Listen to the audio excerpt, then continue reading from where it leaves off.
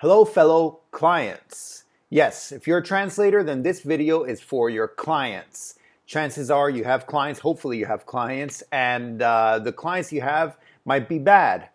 But this is for those clients who, they might be pretty bad, but they're just not that good at being bad, let's say, and you want to show them how they could really be bad clients. And they're kind of sloppy here and there, but you want to show them, no, if you want to be a bad client, this is what you should be doing. So now I'm going to teach you how to be a bad client. So let's go. Rule number 1, how to be a bad client.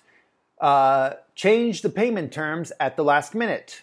So what a client can do is you can contact a translator if you're a client, and you can say, okay, these are the payment terms, and are we good to go for the job? Yes, okay. And then right before the job is that you're going to hand it out, you say, actually, you know what? We need it at a cheaper price. How would you feel about only paying you 60% of what we said before? Would that work? Something like that. That always works well, and that's a good way to be a bad client.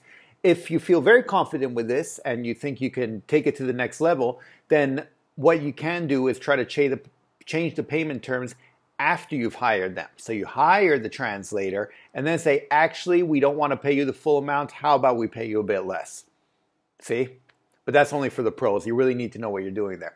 So the next step of how to be a bad client is get back to a translator months after having contacted them.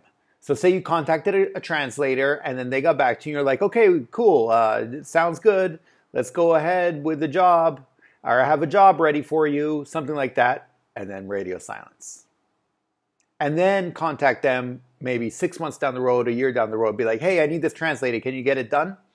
And yeah, that's always pretty good at being a bad client because, chances are the other translator is busy with other stuff, has forgotten about you, or something's changed in their circumstances, and so it's good to contact them and just assume that they'll get right ready on what you need.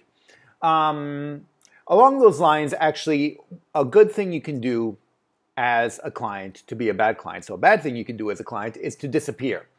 I would recommend disappearing. There are many ways you can do it. One is after contacting for a job, precisely that. So you contact about a job, say, hey, so are you available for this job? Yes. Can you send me your resume? Yes. Oh, everything looks good. Okay, cool. Then silence. That's a good way. But another thing to do is to actually assign the job, and then if the translator has any questions, to just be very silent. Because if the translator is working on that and they need a deadline, they need to meet the deadline, then they need their questions answered. So just radio silence at that point. That's good. And, or if you want to disappear, the classic time to disappear, frankly, is when payment is due. When you're supposed to pay the translator and it's late and they're chasing you for payment, at that point, just disappear. But chances are you're a client, so if you're a bad client already, even slightly bad, you're already doing that because that's one of the classics.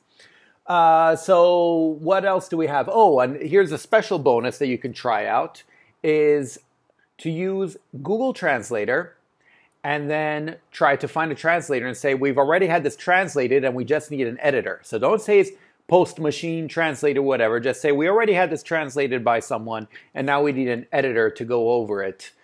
This translator that we had done by someone, because we're not really sure if the translation was done correctly. That's always a good way to be a bad client.